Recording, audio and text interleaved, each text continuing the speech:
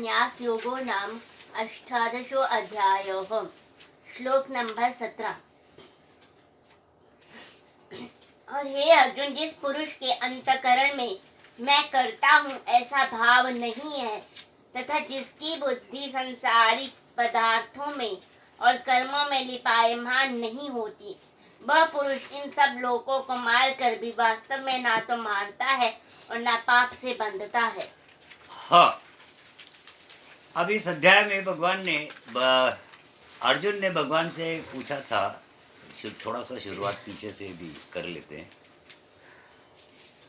कि भगवान हमें आप ये निष्काम कर्मयोग और कर्म संन्यास इसका थोड़ा तत्व अलग से समझाइए थोड़ा, माने इन दोनों में क्या सूक्ष्म अंतर है वो बताइए। तो भगवान सबसे पहले त्याग के बारे में बताते हैं। भगवान कहते हैं कि त्याग के विषय में तो बहुत सारे विद्वानों ने बहुत सारी बातें कही है, पर इसमें हमारा मत जान लो कि त्याग ये भावनात्मक है और भावनाएं फिर 3 प्रकार की होती है, सात्विक, राजस और तामस, क्योंकि 3 गुण हैं, 3 प्रकार की ये भावनाएं होती हैं। तो त्याग भी फिर सात्विक, राजस और तामस ऐसे 3 प्रकार का है। अब इसमें भगवान मुख्य बात ये कह रहे हैं कि यज्ञ, दान और तप, ऐसे ये 3 कर्म जो है, भगवान कहते हैं कि इनका त्याग नहीं करना चाहिए, क्योंकि ये पापों को काटने वाले कर्म है और बुद्धिमान मनुष्य को पवित्र करने वाले हैं, उसके पापों को काटने वाले हैं। इसलिए इनका और संपूर्ण कर्तव्यों का त्याग नहीं करना चाहिए। और संपूर्ण कर्म का त्याग न करते हुए उन कर्मों में जो आसक्ति और फल की आशा होती है, आस, उसका त्याग कर देना चाहिए। और इस प्रकार के ये त्याग को वो कहते हैं सात्विक है। और बाकी जो कर्मों का त्याग कर देते किसी भी कारण से, वो या तो राजस त्याग होता है और तामस त्याग होता है, जिसका फिर ऐसा ना भगवान ने कहा है कि त्याग में शांति है। अब त्याग में शांति मात्र तब है जब वो सात्विक त्याग है, ठीक है ना। तो इस प्रकार से भगवान कहते हैं कि इस प्रकार से ये त्याग है। और फिर वो अंत में कहते हैं, वो त्यागी की परिभाषा देते हैं। वो कहते हैं कि जो अकुशल कर्म में से द्वेष नहीं करता और कुशल कर्म में आसक्त नहीं होता। अब कुशल कर्म और अकुशल कर्म तो आप जानते हैं कि ऐसी क्रियाएं जिसमें भावनाएं उत्पन्न होती है, पाप पुण्य लगते हैं, उनको कर्म में उनकी गिनती है। और जो सर्वसामान्य व्यक्ति कर्म करता है उसमें उसको पाप और पुण्य लगते चले जाते हैं, क्योंकि भावनाएं उत्पन्न होती चली जाती है। तो वो अकुशल कर्मा कहते हैं उसको। वो कर्म में कुशलता नहीं है। कर्म में कुशलता, एक्सपर्टीज, कर्म में कुशलता तो तब कही जाएगी कि आप कर्म तो करो परंतु भावनाएं उत्पन्न न होने दो।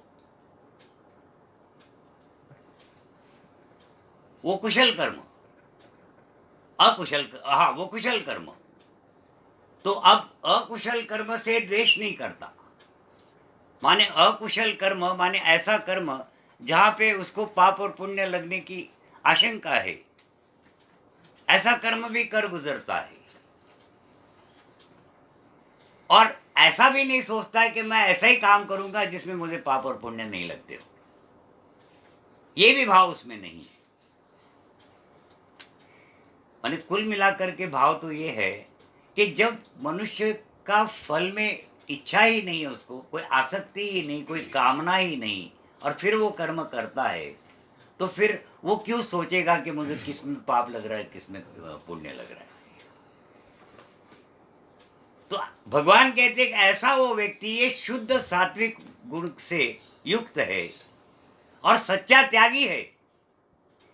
कर्म करके फिर उस कर्म फल और उस आसक्ति और उस कर्म फल का त्याग कर देना, कर्म का त्याग नहीं करना, ठीक है ना। अब अंत में भगवान कहते हैं कि अर्जुन, अब जो मनुष्य फल का त्याग नहीं करता हो, माने जो सर्वसामान्य व्यक्ति है, उसके तो उसके कर्मों के फल उसको मरने के बाद भी भोगने पड़ते हैं, अच्छे बुरे या मिश्रित फल।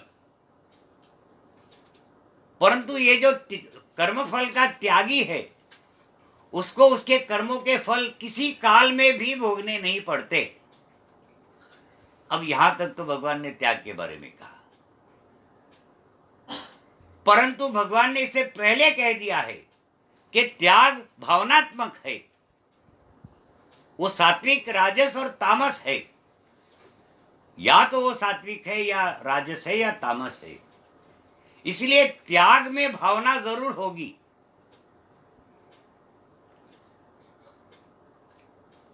ठीक है ना, त्याग में भावना जरूर होगी। भले ही त्याग के कोई फल नहीं होते, न तो इस काल में भोगने पड़ते हैं, न उस काल में, न मरने के बाद और न यहां प्रत्यक्ष में, परंतु भावना जरूर होती है। इसीलिए त्यागी माने निष्काम कर्म योगी की मुक्ति नहीं है। अब इनका क्या होता है ये हमने 8वें अध्याय में बताया, अभी हम दोबारा से उसको बता रहे हैं। इसके बाद फिर इतना तो त्याग पर भगवान ने कह दिया, अब फिर वो कर्म संन्यास के बारे में बताते हैं। वो कहते हैं कि अर्जुन, सांख्य शास्त्र हमारे सनातन धर्म के 6 दर्शन जिनको कहा जाता है, ऐसे 6 दर्शन शास्त्र के ग्रंथ है। ऐसा ना, दर्शन शास्त्र एक ही है, ग्रंथ 6 है। और वो ग्रंथ जो है वो साधना के अनुसार उनका विभाजन हुआ है, उसमें सिर्फ साधनाएं अलग अलग है,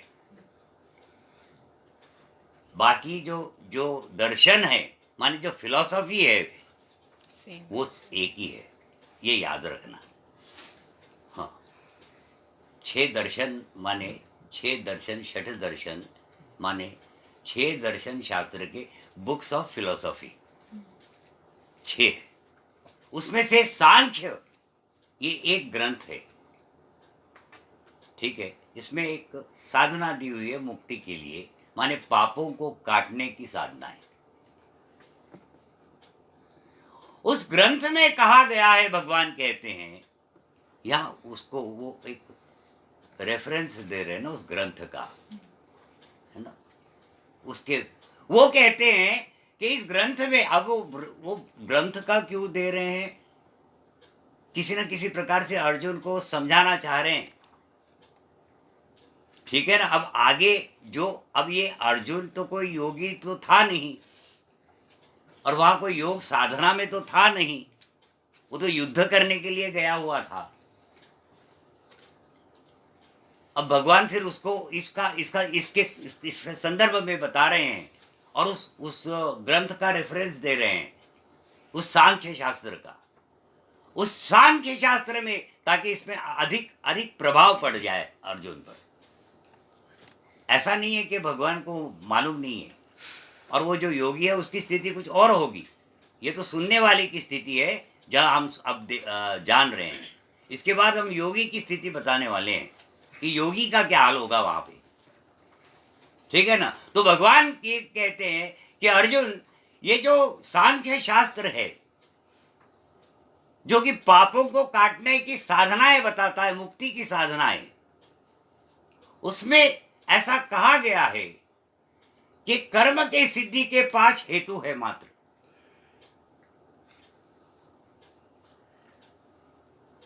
तो अधिष्ठान माने जिसके सहारे से वो कर्म किया गया, वो कर्ता माने करने वाला, कर्ता के वो कर्म, और उस कर्ता की फिर वो चेष्टाएं, प्रयत्न, प्रयास, एफर्ट्स कितने डालता है वो, और अंत में फिर दैव है माने वो भाग्य। वो कहते हैं कि उस शास्त्र में ऐसा लिखा है कि मनुष्य जो शास्त्र रहित या शास्त्र विहित जो शास्त्र में कहा वैसे अथवा अपने मनमानी कर रहा हो, उसके किसी भी कर्म करने के मात्र ये 5 कारण हैं। अब ये पांचों कारण तो प्रकृति है, अधिष्ठान, कर्ता, करण, चेष्टाएं और दैव।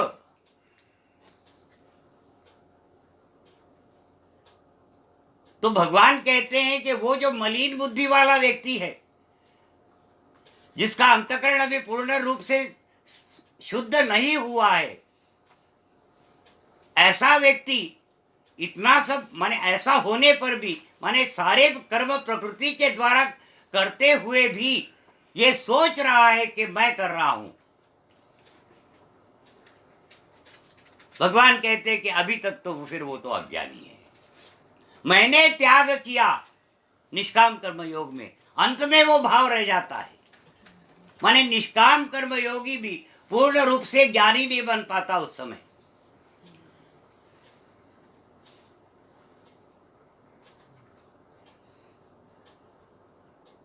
परंतु आगे भगवान फिर क्या कहते हैं, फिर पढ़ो वो 17वां।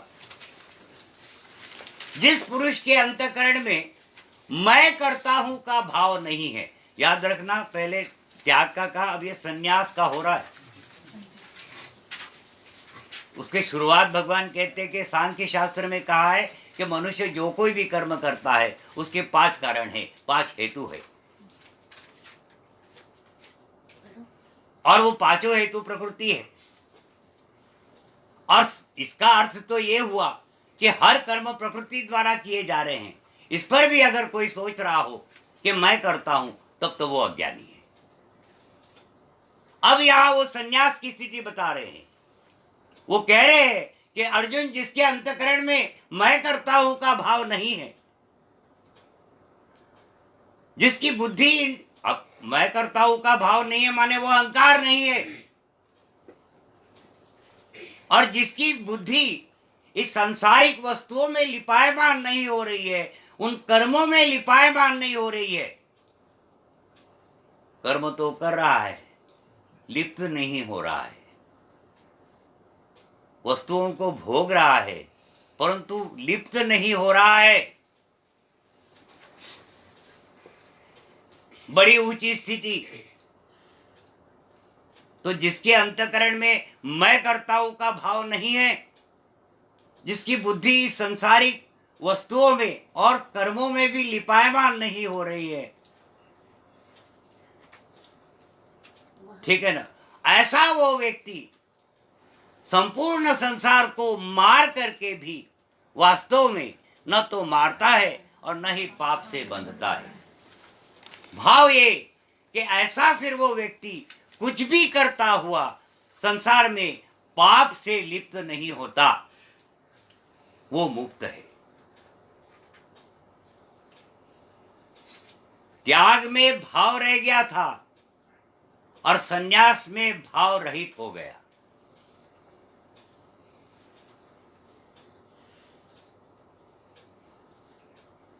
वो जो मैं करता हूं, मैंने त्याग किया, वो भाव भी समाप्त हो गया।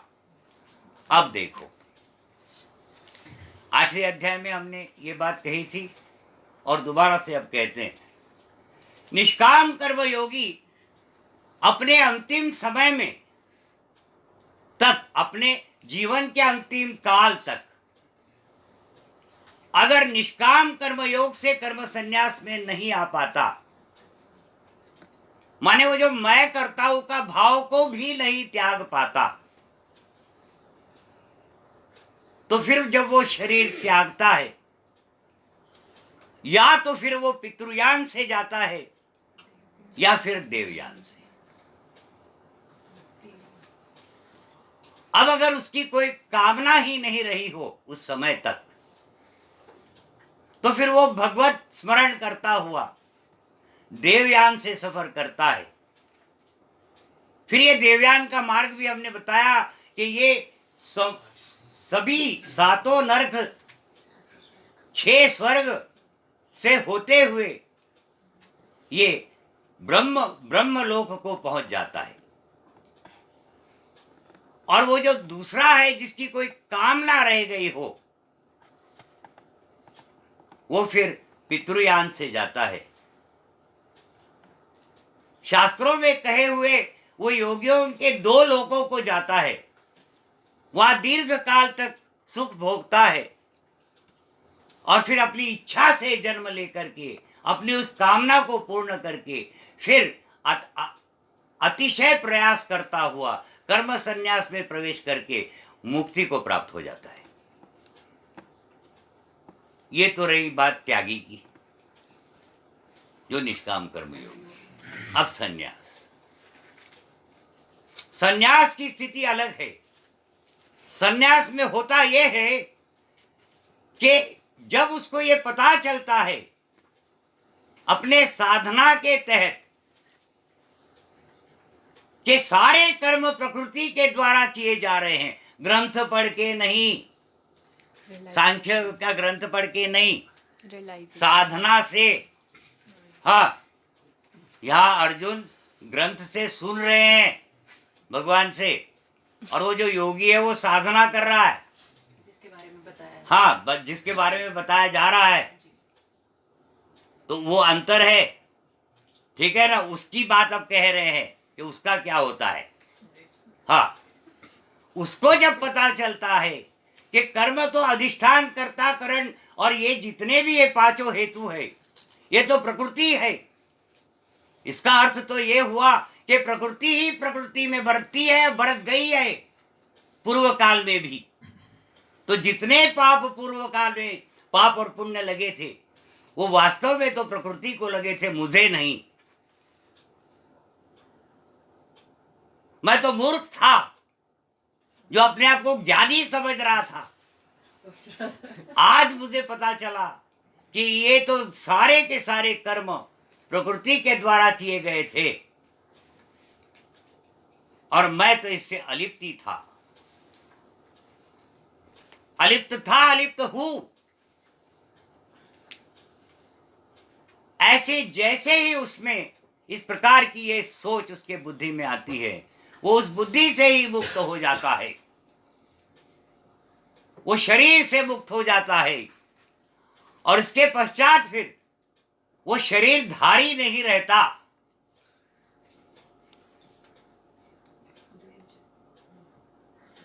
ऐसा ना भगवान ने कहा है, शरीरधारी मनुष्य के लिए संपूर्णता से कर्म का त्याग करना असंभव है। इसीलिए फिर कर्म करके फिर उसके फल का त्याग करने वाला ही वास्तव में त्यागी है। पर यहां सन्यासी की बात हो रही है, यहां वो शरीरधारी ही नहीं रह जाता, उस बुद्धि से ही मुक्त हो जाता है, उस शरीर से मुक्त हो जाता है और परम गति को प्राप्त नहीं होता, वो ब्रह्म खुद बन जाता है। उसको न तो देवयान की आवश्यकता होती है न पितृयान की। तद्रूप हो जाता है। हाँ, तो यहां निष्काम कर्म योग और कर्म संन्यास, ऐसा ये भेद भगवान ने अर्जुन को बताया और उस निमित्त से हम लोगों ने जाना। तो इस भेद को सही प्रकार से समझे कि जो निष्काम कर्म योगी है वो त्यागी है और त्याग में भावना रह जाती है, जबकि कर्म संन्यास ये भावना से रहित हो जाता है। इसलिए फिर उसका पुनर्जन्म नहीं होता, वो वहीं के वहीं मुक्त हो जाता है। ये बिल्कुल वैसी बात है जो शास्त्रों में, जो पुराणों में जो कहानी बताई जाती है कि एक ऐसी लकड़ी पर एक तोते को खड़ा कर दो उस पर और फिर तोते को छोड़ करके लकड़ी को पलटा करके उसको उल्टा कर दो। अब वो तोता क्या करता है, उस लकड़ी को जकड़ के पकड़ता है, जकड़ लेता है ठीक ठाक और उड़ने का प्रयास करता है, सोचता है लकड़ी ने मुझे पकड़ रखा है। जब उसे ज्ञान होता है कि लकड़ी ने नहीं, मैंने ही लकड़ी को पकड़ रखा है, तो वो मुक्त हो जाता है उसी क्षण। उसी प्रकार से ये जीव है, उसका वो बीज, अनंत काल से चला आया हुआ वो बीज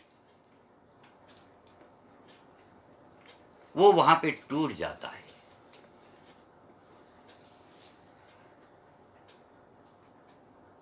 कर्म संन्यास, इसमें जैसे ही उसको पता चलता है कि ये कर्म प्रकृति द्वारा किए गए हैं और मैं तो इसमें अकर्ता ही हूँ, मैं लिप्ति ही नहीं हूँ इसमें, जैसे उसको ये ज्ञान हो जाता है वो संपूर्ण कर्मों से छूट करके वहीं के वही ब्रह्म बन जाता है, तद्रूप हो जाता है।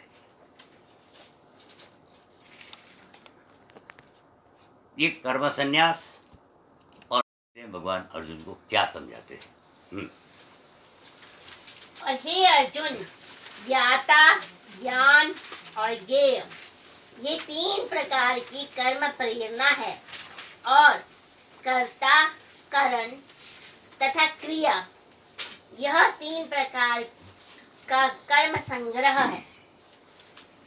अच्छा, कहाँ पे कहा है? श्लोक नंबर 18, 300 पेज नंबर 384। हाँ, फिर से। और हे अर्जुन, ज्ञाता, ज्ञान और ज्ञेय, ये 3 प्रकार की कर्म प्रेरणा। ज्ञाता, ज्ञान और ज्ञेय, ये 3 प्रकार की कर्म प्रेरणाएं हैं, और कर्ता, करण और क्रिया और क्रिया, ऐसे ये 3 कर्म संग्रह है।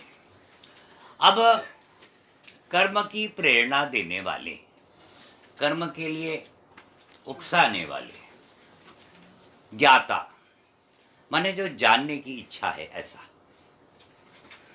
अब देखो, संसार में कौन सा विषय, किस विषय के पीछे तुम पढ़ते हो? जिसका तुम्हें ज्ञान है उसी के पीछे पढ़ते हो। जिसका ज्ञान नहीं है उसके पीछे तुम नहीं पढ़ते। ठीक है ना? ज्ञाता है और उसका वो ज्ञान है, और वो ज्ञेय अस्तित्व में माने जिसका ज्ञान है। ज्ञाता माने जो जानने वाला, फिर ज्ञान। ज्ञान तो जब तक वो ज्ञान होगा नहीं, समझ में नहीं आएगा ना कि ज्ञान क्या होता है, माने उसकी उस विषय की जानकारी, ये समझ लो। और वो विषय ज्ञेय, जिसके बारे में जानना है। तो ये तुम्हें कर्म के लिए उत्साहित, प्रेरित करते रहती है, पुश करती है, पोक करती है कि तुम कर्म करो। अगर तुम्हारे पास वो ज्ञान नहीं है ना, तो तुम ज्ञाता नहीं बन सकते। और जब तुम ज्ञाता नहीं हो तो तुम्हें वो ना तो कर्म करने की इच्छा होगी और ना तुम कर्म करोगे। तो ज्ञाता तुम हो, ज्ञान तुम में है, और किसका है? वो ज्ञेय का। इसीलिए तुम कर्म कर रहे हो। तुम्हें ज्ञान नहीं तो तुम ज्ञाता नहीं, और ज्ञान ही नहीं तो ज्ञेय नहीं। तो और जब ज्ञेय नहीं है तो कर्म कहाँ करोगे? जब तक तुम्हारे पास कोई प्रेरणा नहीं है कर्म करने की, तुम कर्म करोगे ही नहीं। तुम्हें कोई विषय ही नहीं चाहिए, तुमने उसे देखा ही नहीं, तुम्हें मालूम ही नहीं है, तो तुम उसका प्रयास थोड़ी करोगे। उसके प्राप्ति का प्रयास तो तब तुम करते हो जब तुम्हें उसका ज्ञान होता है। अब ज्ञान किसका होता है? उस ज्ञेय का, माने उस विषय का। उस विषय का तुम्हें जब ज्ञान होता है तो तुम ज्ञाता बन जाते हो, और फिर तुम उस विषय को प्राप्त करने के लिए कर्म करते हो। अगर ज्ञेय न होता तो ज्ञान न होता, और ज्ञान न होता तो ज्ञाता नहीं होता, तो कर्म नहीं होता।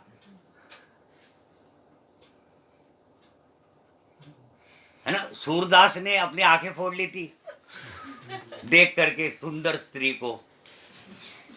सोचा था कि वो साला वो करण ही नहीं होगा, तो मैं प्रेरित नहीं होऊंगा उनको हाँ, देखने हाँ, के हाँ, लिए। हाँ। ना न ज्ञान होगा किसी विषय का, ना ज्ञान। पर उसकी भूल थी। हाँ, इसके करने से। क्योंकि अंतःकरण बहुत कुछ देख लेता है और देखी हुई चीज को याद करता है। पूर्व जन्म में देखी हुई चीजें याद आती है। ऐसा नहीं है कि वो विषय नहीं होंगे, विषय फिर भी होते हैं। हाँ, करण न होते हुए भी विषय फिर भी होते हैं, ज्ञेय, ठीक है ना। और फिर उसका ज्ञान, और ज्ञान है इसलिए तुम ज्ञाता, और ज्ञाता हो इसलिए कर्म कर रहे हो। ज्ञाता नहीं होते तो कर्म करते ही नहीं। तो ये तीन जो है ये कर्म प्रेरणाएं हैं। अब ये कर्म संग्रह माने जिनके कारण से ये तो तुम कर्म करते हो और पाप और पुण्य को संग्रहित करते रहते चले जाते हो। वो कर्ता करने वाला है, उसके वो करण, और फिर वो क्रियाएं, ठीक है ना। ये कर्म संग्रह है। कहाँ लिखा है ये? उस सांख्य शास्त्र में। हाँ, आगे। उन गुणों की संख्या करने वाले शास्त्र में ज्ञान और कर्म तथा कर्ता गुणों के भेद से तीन तीन प्रकार के ही कहे गए हैं। हाँ, ज्ञान, करण, ज्ञान और कर्म और कर्ता। ज्ञान, कर्म और कर्ता। वो कर्ता जो है वही ज्ञाता है, ठीक है ना।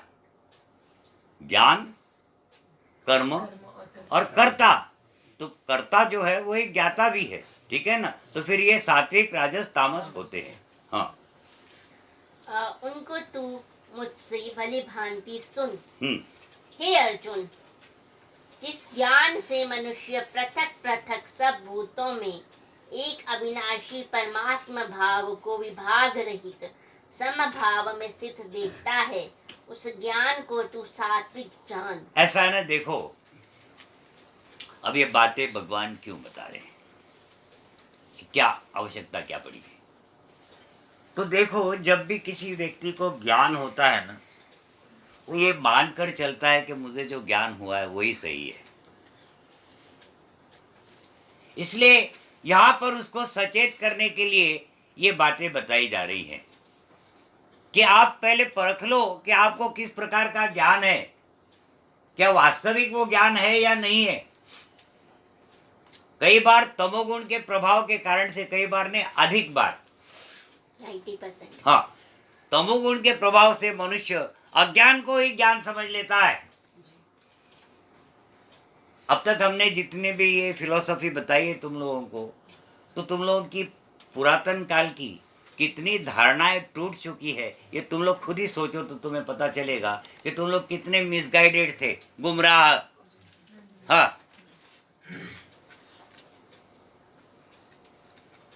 ये तो तुम अब ये सुनने लग गए हो और समझने लग गए हो इस फिलॉसफी को, तब तुम्हें ऐसा लग रहा है कि हाँ हाँ अब ठीक चल रहा है। पहले तो वही ठीक लग रहा था। ज्ञान इसका था, हाँ, अब ज्ञान इसका है ना। तो इसी वास्ते से कि आपके पास जो ज्ञान की पूंजी आई हुई है वो सही है या नहीं, ये परखने के लिए भगवान ये बता रहे हैं कि ज्ञान भी, अर्जुन, ऐसा नहीं है कि तुम राजस तामस ज्ञान लेकर के बैठो और समझ लो कि मैं बहुत बड़ा ज्ञानी बन गया। तीन प्रकार के होते हैं, सात्विक, राजस और तामस। तो इसको तुम अच्छी तरह से समझ लो तो पता चल जाए उस समय जब ज्ञान होगा कि मेरा सात्विक है, राजस है कि तामस है। अगर राजस तामस है तो समझ लेना कि मैं गलत मार्गों पे चला था, थोड़ा सा सुधार करना पड़ेगा। हाँ, तो कुल मिला के हमारा कहना यह है कि यहाँ किसी की निंदा नहीं हो रही है, समझे, ये अपने आप को परखने के वास्ते से बताया गया है। हाँ, किंतु जो ज्ञान अर्थात जिस ज्ञान के द्वारा मनुष्य संपूर्ण भूतों में भिन्न भिन्न प्रकार के नाना भावों को अलग अलग जानता है, उस ज्ञान को तू राजस जान। वो सात्विक ज्ञान तुम फिर पढ़ो। और हे अर्जुन, जिस ज्ञान से मनुष्य पृथक पृथक सब भूतों में एक अविनाशी परमात्मा को विभाग रहित समभाव से स्थित देखता है, उस ज्ञान को तो तू सात्विक जान। हाँ, अब देखो, संसार में इतने प्राणी उपस्थित है, दिखाई देते हैं। हर एक प्राणी सत्वगुण, रजोगुण, तमोगुण उसका शरीर बना है, और हर प्राणी को प्रकाशित किया है उस जीवात्मा ने, माने जीवन दिया है। इस पर भी हर प्राणी अलग अलग प्रकार का, हर एक का स्वभाव अलग, हर एक का स्वरूप अलग। तो ये पहले हमने चर्चा में बताया था आपको कि वो ये जो अंतर पड़ जाता है, ये बीज का अंतर पड़ता है। आम का बीज वो तो जो वृक्ष आएगा, आप देख करके बता देते कि ये आम का वृक्ष है, उसमें फल लगेंगे आम के। बीज दूसरे किसी का डाल दो, दूसरा कोई फल आ जाएगा। बीज का अंतर होता है हर एक प्राणी में। ये बीज भावनात्मक होता है। पूर्व जन्मों में जो कोई भी आपने कर्म किए, जिनकी भावना स्थापित हो गई और होते होते उस आत्मा को का पर आवरण छा गया, उस बीज का वो प्राकृतिक आवरण, वो आत्मा, शुद्ध आत्मा जीवात्मा में परिवर्तित हो गया। जीवन देने वाला आत्मा, जन्म लेने वाला आत्मा, जीवात्मा।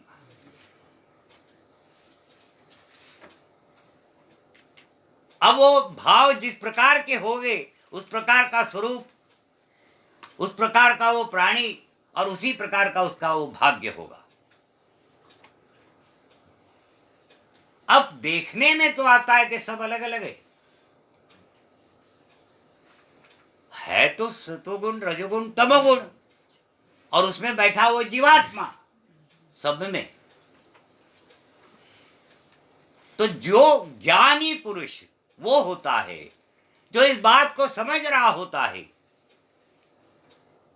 कि हर एक प्राणी में जो ब्रह्म स्थित है वो एक ही है। ब्रह्म तो एक, स्वरूप अनेक। कोई कैसा बन गया, कोई कैसा बन गया, कोई कैसा बन गया, है तो वो ब्रह्म एक ही है। जब ऊपर का ये स्वरूप, इसका नाश हो जाएगा, मान लो कि हम लोग जितने बैठे और सबके स्वरूप का नाश हो जाएगा, तो वो ब्रह्म जो है एक हो जाएगा।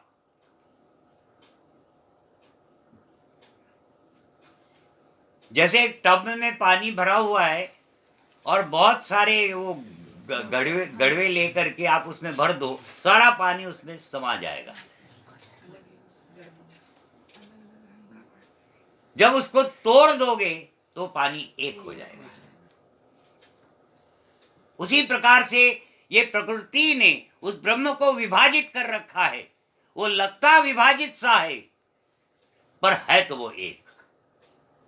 ये ज्ञान जिस व्यक्ति को होता है, भगवान कहते हैं कि ये सात्विक ज्ञान है। हाँ, और आगे जो कुछ भी कहेंगे वो अज्ञान है। वो भले ही उसे ज्ञान कहा जाता है, माने अभी अज्ञान हो चाहे ज्ञान हो, है तो ज्ञान ही ना, जानकारी। तो वो गलत जानकारी, तो फिर राजस जानकारी, उससे भी अधिक गलत मूर्खाई वाली, हाँ वो तामस। हाँ, हाँ, जिसको मूर्ख ही कहा जाए। हाँ, हाँ, किंतु जो ज्ञान अर्थात जिस ज्ञान के द्वारा मनुष्य संपूर्ण भूतों में भिन्न भिन्न प्रकार के नाना भावों को अलग अलग जानता है, उस ज्ञान को तो राजस जानता है। हाँ, ऐसा ज्ञान जो ये सोचता है कि वो अलग है, वो अलग है, वो अलग है, सब अलग है, इसमें कोई एक नहीं है, तो उसको वो विभाजित ब्रह्म दिखता है। वो सोचता है ये विभाजित ब्रह्म है, देवी देवता अलग है, भगवान अलग है, हर एक देवता अलग है। वो एक देवता को मान लिया तो फिर दूसरे को हटा देगा। अरे बोले ये कहाँ आ गया आप? मैं किसको पूछ रहा था, वो ये कौन बीच में आ गया? हाँ, तो वो एक कहानी हम लोग कई बार सुन चुके हैं, हमें लगता है वो पुराणों वगैरह में, और आजकल तो मतलब टेलीविजन वगैरह में भी आ जाती है कि एक पंडित जी थे, तो कुछ उनको कुछ चाहत थी, तो वो तप करने बैठ गए।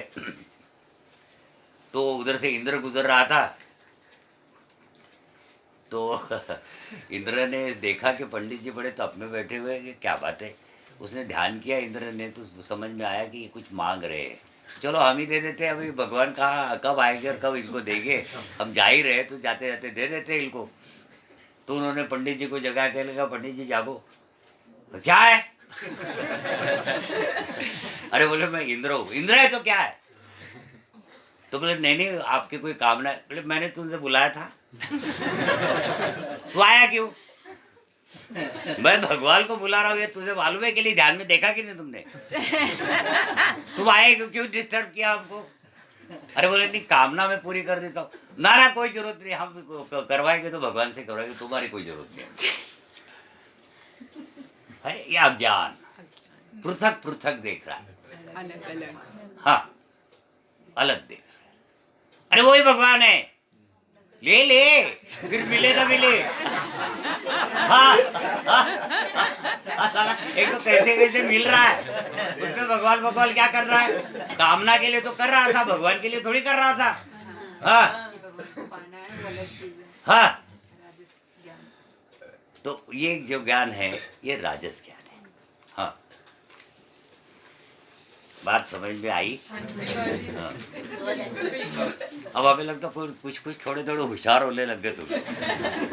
तो तू क्या बुढ़ी हिला रहा है? तू तो अभी आ रहा है। अरे समझ में भी आ रहा है कुछ? अरे तेरे पेपर लो लेके साले हो, वो ऑनलाइन नहीं होगा। हाँ। पेपर भी होने चाहिए। तो साले सामने बैठा कर बेंच मुंह छुपा के बैठता है। न्यू कमर गुंडी ना खिलाए। हाँ जो नए नए आए हैं ना, मुश्किल है समझना। देखो ऐसा है ना, फिलोसफी बड़ी Time लगेगा। थोड़ा सा है, जरा जटिल है, पर पुराने लोग तो ठीक ठाक ही समझ रहे हैं, नए उनको थोड़ा मुश्किल है। हाँ। परंतु जो ज्ञान एक कार्य रूप शरीर में ही संपूर्ण के सदृश आसक्त है तथा जो बिना युक्ति वाला तात्विक अर्थ से रहित और तुच्छ है वो तामस कहा गया। हाँ वो जो ऐसा ज्ञान जो अपने लिए सोचने वाला, स्वार्थ के लिए सोचने वाला, ठीक है ना, हम कमाते हैं तो हम क्यों किसी को दे। तो जो बने ऐसे व्यक्ति अपने लिए जीने वाले बड़े बड़े ज्ञान की बातें करते हैं और अपने लिए जीते रहते हैं, ठीक है ना। और कोई भी काम करते हैं तो कुछ ना कुछ ऐसा उसमें वो ये दे देंगे, फॉर्मूला दे देंगे कि ये ऐसे के इससे से मैं सही हूँ। हाँ इसी हिसाब से तो है ना, ऐसे तर्क मूर्ख आदमी, हाँ मूर्ख आदमी जो अपना उद्धार नहीं करना चाह रहा हो जीवन में, हाँ बेकार का समय बर्बाद कर रहा है जीवन का, ऐसा वो आदमी। इसीलिए तो मूर्ख कहा जाता है कि आपका तो कर्तव्य बनता है, आप इस संसार में आए हैं कि सही ज्ञान क्या है, वास्तविकता क्या है, क्यों मनुष्य बार बार जन्म लेकर के मरता है इस संसार में, बार बार जन्म लेता है, बार बार यहाँ संसार बसाता है, जबकि उसको मालूम है कि उसे मरना है, उसे पता है कि उसे यहाँ से जाना है, फिर भी सारी उम्र वो यहाँ बसने का प्रयास करते रहता है। कैसा ये आदमी है? किस जगह बसना चाह रहा है वो? इस घूमती हुई पृथ्वी पर जहां तुम दो टांगों पे खड़े हो, खाली तलवे तुम्हारे लगे हुए जमीन पे और गोल गोल घूम रहे हो। सोचो, ऐसे भी घूम रहे हो और ऐसे भी चक्कर काट रहे हो।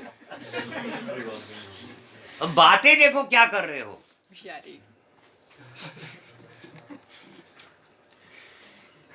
समझ में नहीं आ रहा तुम लोग हो कैसे, कि क्यों नहीं समझ रहे हो कि कहां बस रहे हो। एक जगह नहीं है वो बसने वाली। इससे हटकर भी कोई एक बहुत ही शानदार स्थान है, सुंदर सा स्थान है, जिसको न सूर्य प्रकाशित कर सकता है, न चंद्रमा न अग्नि, वो भगवान का वो परम धाम। और तुम कहां मन लगा के बैठ गए, और कहां आकर के हर बार कई बार आके चले गए, बार बार शरीर बदलते चले जाते हो, बार बार आते चले जाते हो, और बार बार संसारी बसाने के चक्कर में रहते हो। कभी सोचते ही नहीं हो कि ये क्या हो रहा है। ये कैसे हो रहा है सब? कितना ही कुछ कर लूं मैं इस संसार में तो सारा बेकार है। क्यों ना थोड़ा समय इस संसार के लिए जी करके किसी भी प्रकार से जीवन को व्यतीत करके निकल जाओ। पर वो नहीं, वो तामस ज्ञान लेकर के बैठ जाता है। वो हमेशा खुद के बारे में, अपने ही शरीर में उसका सारा ज्ञान छुपा हुआ है। उसको कोई बात समझाओ तो बेतुके तर्क दे करके आपको ही समझाने बैठ जाता है। हाँ, कि उसको सलाह दो तो वही तुमको सलाह देने लगता है। ऐसा वो तामस ज्ञानी फिर वो अपने ही जीवन का नाश करने में तुला हुआ है। हाँ, आगे और हम है कहते हैं, लेकिन वो स्थिति आना अभी तो नॉर्मल सबको राजस ज्ञान है या तामस ज्ञान है, तभी हाँ। मेरा तेरा दिखता है ना। नहीं वो तो है। हाँ पर अब ये क्या हो रहा है कि जानकारी मिल रही है ना भाई तुम लोगों को। हाँ जी, ये साला ये जो हमारे पास है वो तो साला सब दलित बेकारी है। हाँ जी, बिल्कुल बिल्कुल। तो अब तक का हमने जो कुछ भी इस प्रकार से हमारे जो प्रयास भी रहे होंगे तो सारे गलत ही थे वो फिर। जी इसीलिए तो ये सारी चीजें बता रहे हो। हाँ जी, हाँ जी। यानी अभी जो सात्विक ज्ञान है तो उसके लिए हम प्रयासरत हैं, ऊंची स्थितियों में होगा। अभी तो ये राजस। नियंत्रण। आपको भाषण मिला 2 दिन याद रहेगा। जब सिचुएशन आएगी तो भड़कोगे आप, सीधे से आप भड़क के अपने रूप में। ना क्या है ना, ये जानकारी मिल रही रोक है। लेते हैं हमको फिर ना, अगर फिर हमने वो 2 स्थितियां बताई कि नहीं, वो एक तो अर्जुन जो सुन रहा है उसकी स्थिति और वो जो योगी है वो जो कर रहा है। हाँ जी, हाँ, दोनों अलग अलग है ना। फिर जी। एक तो वो ग्रंथ से वो बता रहे उसको, तो उस ग्रंथ में ऐसा ऐसा कहा है जी। वो योगी तो साधना में इसको जान लेता है ना, वो कोई सांख्य पढ़ने थोड़ी जाता है।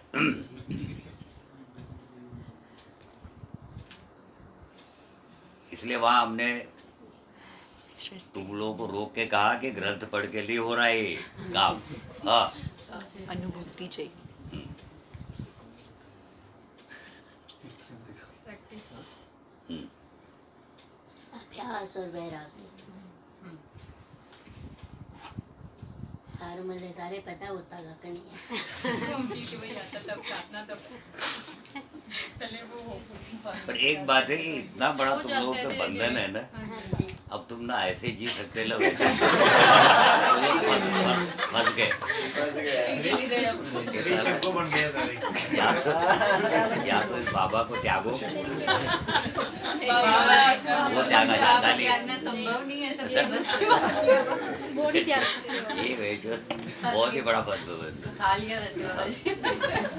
ठीक ठाक ही ना, आप उधर के रहे ना इधर के। उधर की तो उधर ही होता है।